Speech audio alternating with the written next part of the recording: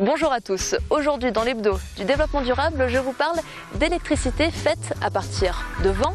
Ce sont les éoliennes et il y a encore 6 mois, l'Alsace était une des 2 seules régions en France non équipées.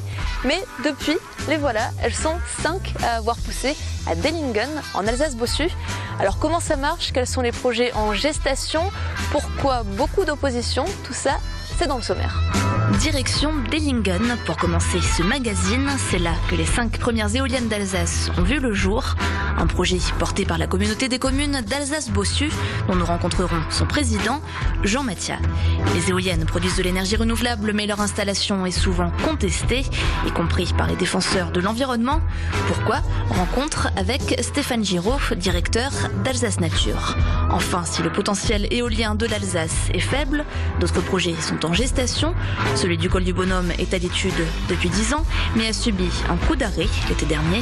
La société développeuse du projet Ostwind nous a reçus pour en parler.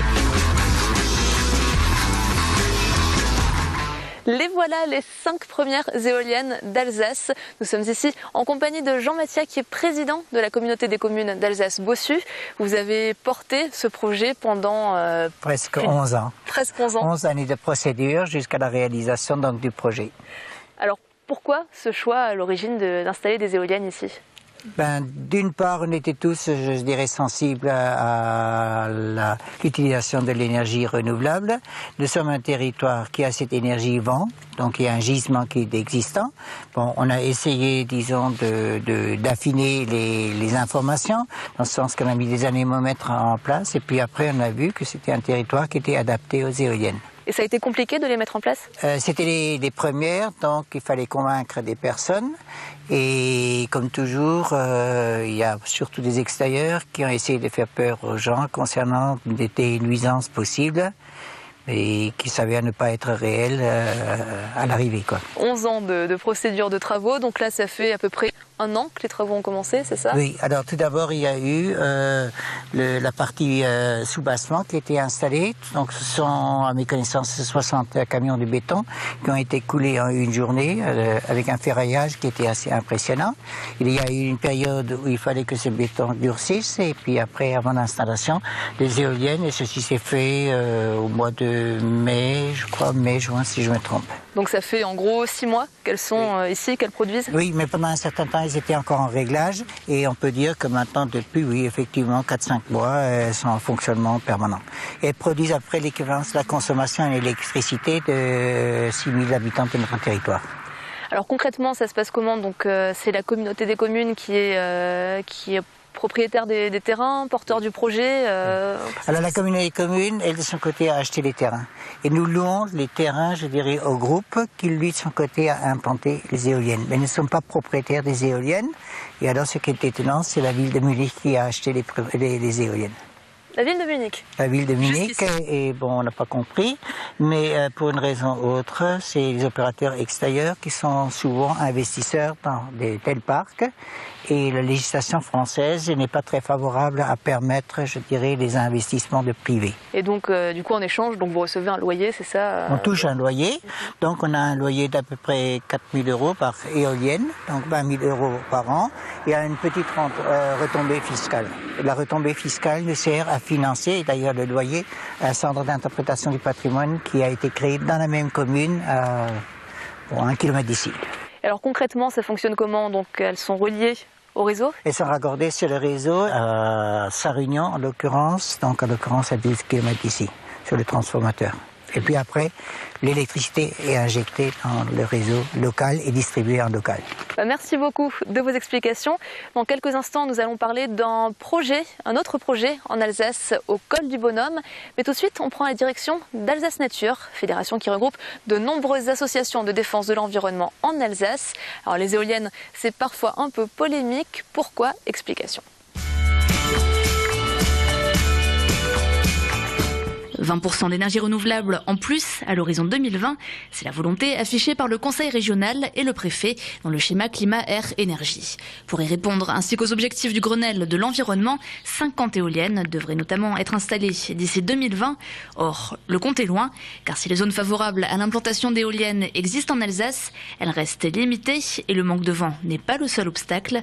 D'autres considérations environnementales entrent en compte et à chaque projet, défenseurs des éoliennes et défenseurs de la nature s'opposent. Arguments de protection de faune, flore et paysage répondent aux arguments d'énergie propre, renouvelable et financiers. La position d'Alsace Nature, c'est qu'on est évidemment favorable au développement des énergies renouvelables, que ce soit de l'éolien ou d'autres, mais pas à n'importe quel prix, et notamment pas au prix de la régression de la biodiversité, puisque c'est un enjeu qui, au même titre que le changement climatique, est tout aussi important aujourd'hui. Les projets de développement d'énergie renouvelable, par principe, nous intéressent, évidemment, mais qu'après, on a une étape qui s'appelle l'étude d'impact, et que sur cette étude d'impact, c'est bien l'objectif, c'est de mesurer l'impact qu'on va avoir sur de la biodiversité, et le cas échéant, d'arriver à dire, ce projet, à cet endroit-là, n'est pas possible. Ça ne veut pas dire que c'est un mauvais projet, mais à cet endroit-là, il n'est pas possible. C'est le cas de plusieurs projets qui ont pu naître, notamment autour de l'éolien dans les Vosges, mais qui sont sur des secteurs sur lesquels les impacts sur la vie faune, sur le paysage, sur les chiroptères sont bien trop importants. On ne sera jamais une grande terre d'éoliennes et effectivement, il y a fort à parier. Les secteurs sont aujourd'hui bien identifiés. On a l'Alsace-Bossu, on a une partie de la Crète et puis le Sungo qui sont des secteurs les plus venteux. Est-ce que c'est rentable et à quel prix c'est rentable de développer des politiques éoliennes, enfin des parcs éoliens là? Il y a des projets intéressants. Je pense à des projets d'énergie partagée citoyenne qui nous paraissent là avoir une certaine cohérence.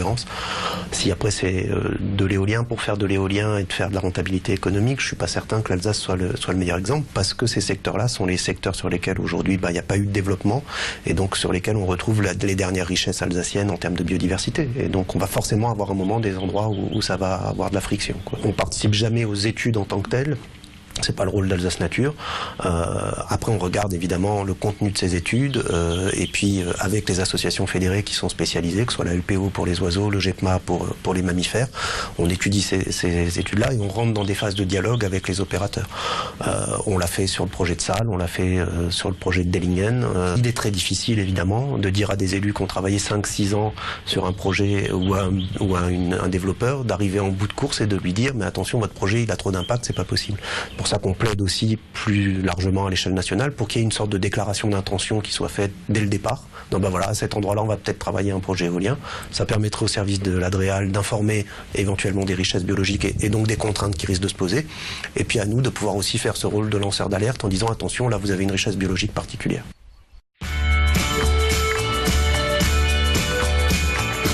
Le potentiel éolien en Alsace est donc assez limité, mais parmi les endroits favorables à l'installation d'éoliennes, il y a le col du Bonhomme où un projet au long cours est en développement depuis plus de 10 ans. Didier Schlinger, vous êtes directeur du développement chez Ostwind, vous êtes spécialiste donc de l'éolienne. Alors parlez-moi de la jeunesse de ce projet. Alors écoutez, c'est un projet effectivement qui a démarré dans les années 2000.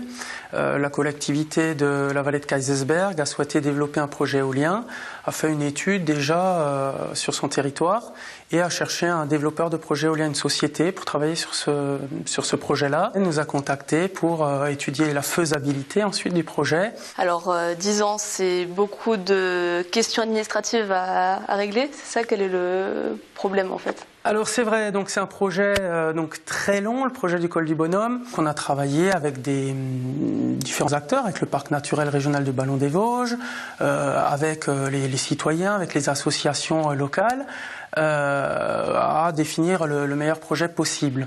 Il s'avère que à proximité du site où nous pensons installer les éoliennes, en fait, il y a le grand tétras. Donc c'est un oiseau qui est en voie de disparition et qui est protégé. Et c'est vrai qu'on a des difficultés pour cette raison-là. Maintenant, ce que je souhaite simplement dire, c'est qu'on a fait des études justement pour voir si effectivement le tétras était un problème pour l'installation d'éoliennes ou non.